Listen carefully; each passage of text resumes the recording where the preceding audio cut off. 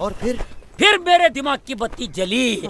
फिर मैं स्टीयरिंग में उंगली डाल के जो चक्री घुमाई, रोड रोलर जगह पे घर घर घर घर घर घर घर घर। क्या हुआ? तू तो रोलर से उड़ गया होगा। उड़ा तेरा बाप।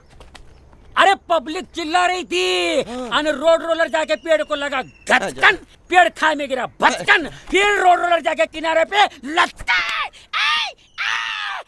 ये किनारे पे